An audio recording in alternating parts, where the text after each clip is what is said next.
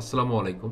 আশা করি আপনারা সকলে ভালো আছেন। আপনাদের দেওয়া লাইক, কমেন্ট, শেয়ার, সাবস্ক্রাইবার আমাকে নিত্য নতুন ভিডিও আপলোড করতে অনেক উৎসাহিত করে। এর ধারাবাহিকতায় আজকে আমি আপনাদের সাথে শেয়ার করব একটি 1500 কিলোওয়াট জেনারেটর দিয়ে কিভাবে বিনা খরচে স্টিম তৈরি করা যায়। কি জানেন, আপনার জেনারেটরের গরম ফ্লু গ্যাস থেকেই আপনি প্রতিদিন বিনা খরচে স্টিম তৈরি করতে পারেন। আজকে আমি দেখাবো কিভাবে একটি 1500 কিলোওয়াটের জেনারেটরের ফ্লু গ্যাস ব্যবহার করে স্টিম উৎপাদন করা যায় এক্সজস্ট গ্যাস বয়লার ইজিবির মাধ্যমে। চলুন আর কথা না বাড়িয়ে চলে যাব সরাসরি আমরা মূল পর্বে। তার আগে অনুরোধ করব, আপনি যদি আমার চ্যানেলে নতুন হয়ে থাকেন তাহলে চ্যানেলটি অবশ্যই সাবস্ক্রাইব করে রাখবেন, পাশে থাকা বেল আইকনটি অন করে রাখবেন। তার মানে এক্সজস্ট গ্যাস বয়লার, যাকে সংক্ষেপে বলা হয় ইজিবি, এটি একটি বয়লার যা জেনারেটরের এক্সজস্ট গ্যাস ব্যবহার করে স্টিম তৈরি করা হয়। এটি কোনো বাড়তি ফুয়েল ছাড়াই স্টিম জেনারেট করে, মানে আপনি স্টিম পাচ্ছেন একদম ফ্রিতে। ফ্লু গ্যাস কি বা এর তাপমাত্রা কত? জেনারেটরের ইঞ্জিন যখন ডিজেল অথবা ন্যাচারাল গ্যাস বিভিন্ন ধরনের ফুয়েল পুড়ে শক্তি তৈরি হয়, তখন ওই গরম গ্যাস বের হয়, তাকে বলা হয় ফ্লু গ্যাস। আর এই ফ্লু গ্যাসের তাপমাত্রা প্রায় 400 ডিগ্রি সেলসিয়াস পর্যন্ত হতে পারে।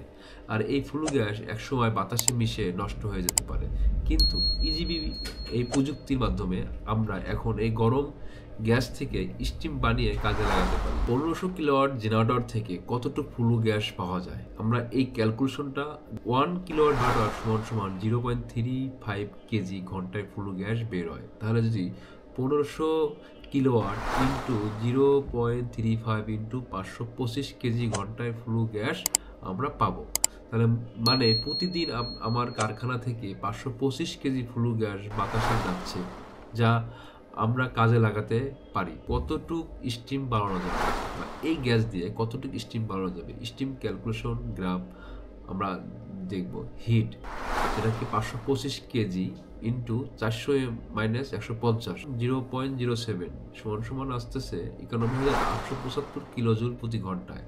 তাহলে প্রতি ঘন্টায় 2250 কিলোজুল 1 কেজি স্টিম তৈরি করতে লাগে। তার মানে আপনি 40 কেজি স্টিম প্রতি ঘন্টায় পাচ্ছেন। আপনি প্রতিদিন 40 কেজির মতো স্টিম পাচ্ছেন এই ফ্লু গ্যাস থেকে, কোনো খরচ ছাড়াই।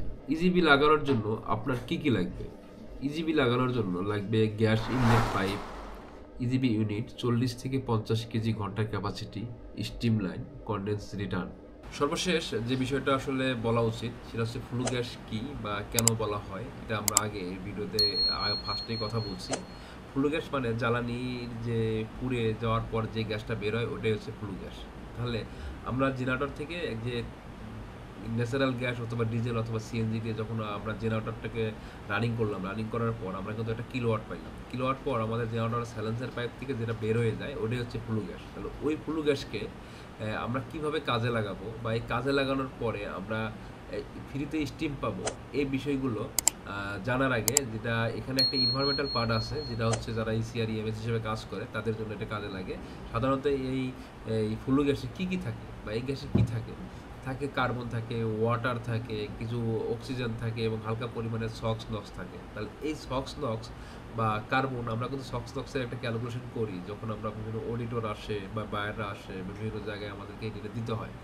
এই জিনিসগুলো আপনার হচ্ছে ফ্লু গ্যাসে থাকে। তাহলে এই গ্যাস অনেক গরম হয়, মানে এই গ্যাসটা অনেক গরম থাকে, 400, 350 থেকে 400। তাই আমরা এই তাপটাকে কাজে লাগাই। আমরা জানি যে সাস্টেনেবিলিটির দিকে যেহেতু ফ্যাক্টরিগুলো বা ইন্ডাস্ট্রিগুলো আগাচ্ছে, আমাদের কাজ হচ্ছে কীভাবে কাজে লাগিয়ে উৎপাদন সচল রাখা যায়। আর এই তাপকে যদি আমরা ধরে রাখতে পারি তাহলে আমাদের হচ্ছে দুই দিক থেকে লাভ, একদিক দিয়ে পরিবেশের লাভ, অন্য দিক দিয়ে আর্থিকভাবে লাভ। এর কারণে বিভিন্ন ধরনের এই ইজিবি বয়লার, এটা সাস্টেনেবল প্রোডাক্ট বা সাস্টেনেবল একটা দিক, পরিবেশের জন্য ভালো একটা কাজ করে। এই ইজিবি বয়লারের মাধ্যমে আমরা আরও আস্তে আস্তে আপনাদের সাথে ডিটেলসে কথা বলবো। ধন্যবাদ।